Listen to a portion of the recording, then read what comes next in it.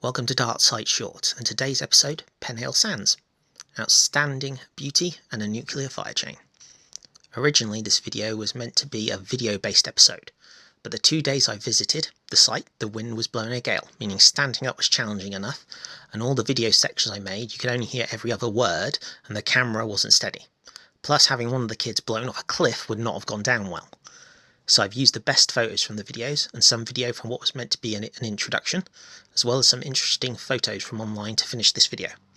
Plenty of video exists of the site, including an excellent drone footage one by Ringways Manchester that I will link to in the description.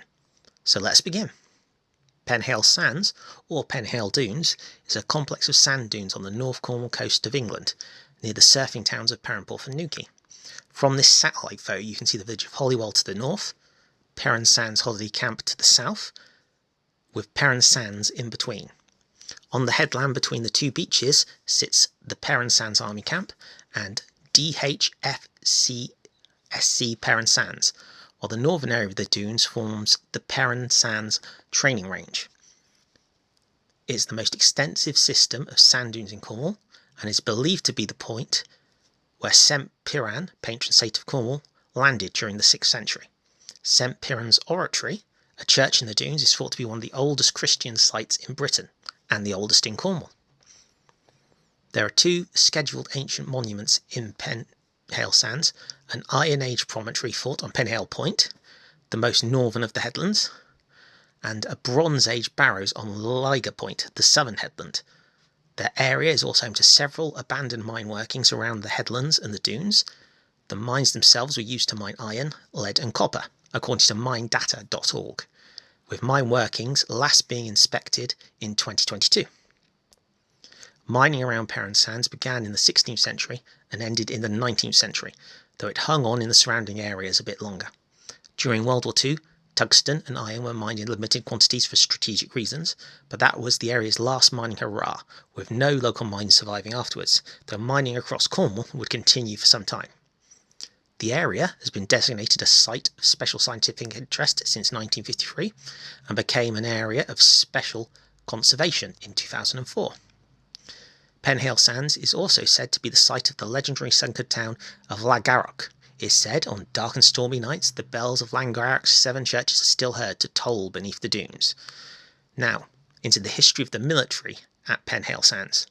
It has been home to several separate military establishments. Firstly, a World War II bomber decoy site.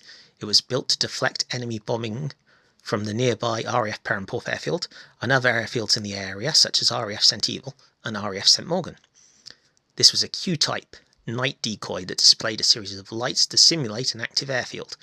It is referenced as being in use during at least 1942. No buildings from the decoy site survive, but metal piping and electrical cables that connected the lights to the power generators are still present on parts of the site, according to Historic England. Secondly, Penhale Army Camp and its associated training range, which were established in 1939 to the north of the dunes as a World War II emergency measure to train anti-aircraft gunners. On the 7th of June 1940, the camp was bombed by a single German bomber. 22 British soldiers were killed in the raid. Most were subsequently buried in nearby Perranporth. It is believed the bomber was searching for either RAF St Evil or nearby RAF Perranporth. In 1943 the camp was occupied by the United States Army Corps of Engineers as part of the build-up to Operation Overlord, the D-Day landings.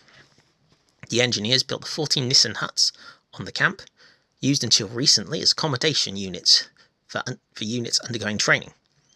Training at the camp, whether it was Army, Air Force, Royal Navy or cadets, continued after World War II, and the Penhale Range is still listed as a training range by the Ministry of Defence today, with, and I quote from the MOD Respect the Range guide online, "It is used by the Army, Navy and RAF and their cadet organisations, and also, I quote, please pay attention to signs around the training area and do not venture away from the way marked routes, as the training activities carried out on the site are hazardous." You'd think you wouldn't have to tell people that, but if you've lived near a training range, and as more examples in this video will show, people are apparently idiots. Night training in the dunes, live fire exercises and more have all taken place around the Penhale Sands range. If you look carefully on Google Earth, you can see a rifle range, a salt course, and numerous other structures scattered across the dunes, south and southeast of the main camp. It hasn't always been fun and training around the camp though. After the war, 3 Royal Artillerymen drowned while swimming in the sea nearby.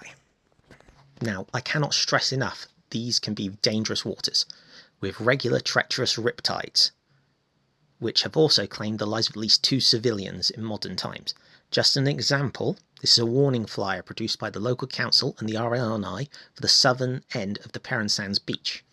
Shipwrecks and dangerous tides are common in the area.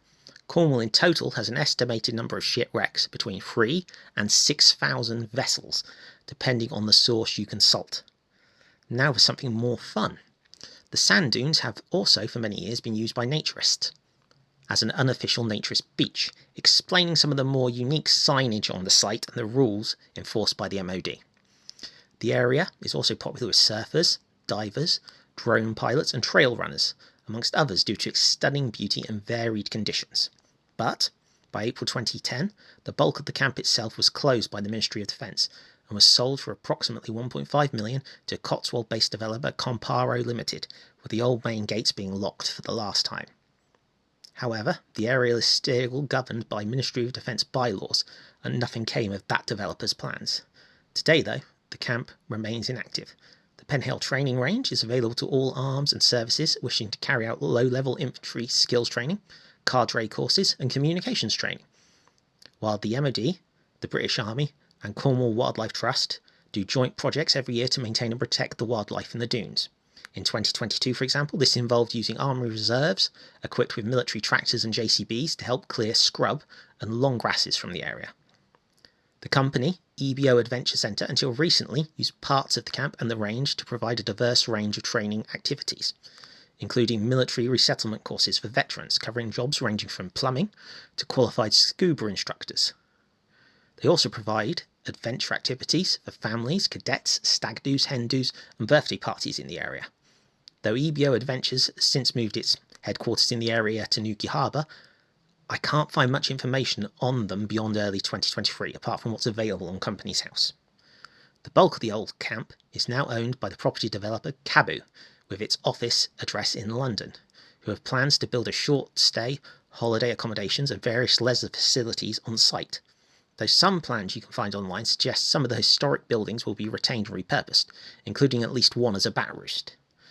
These plans have met stiff resistance from locals, environmental groups and other groups due to several reasons.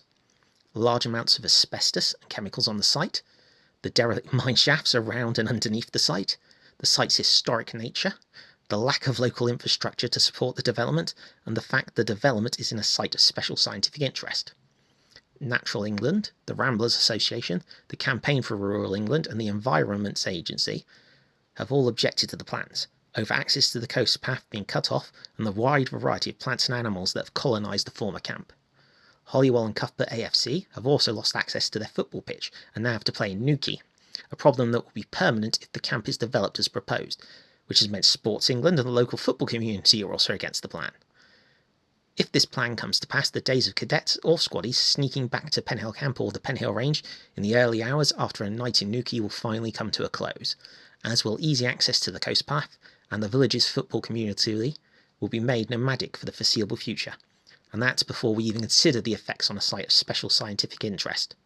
And finally, the elephant in the room. Next door to a proposed holiday camp complex, Defence High Frequency Communication Services, DHFCS Penhale Sands. This site is accessed by a gated and secure access road in the hamlet of Mount, near the Limehouse Yoga Studio and the Smuggler's Den Inn. The road passes through the training range of Penhale Sands. The site itself consists of a fenced-off bunker complex and a series of high-frequency aerial systems of various sizes, ranging from traditional masts to an aerial farm of hoop receivers.